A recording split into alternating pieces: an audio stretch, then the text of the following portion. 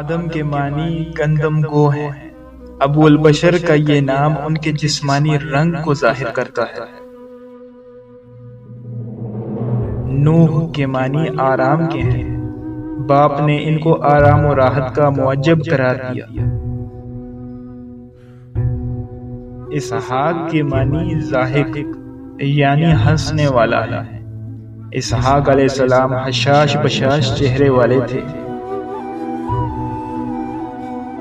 موسیٰ پانی سے نکالا ہوا، جب ان کا صندوق پانی سے نکالا گیا تب یہ نام رکھا گیا۔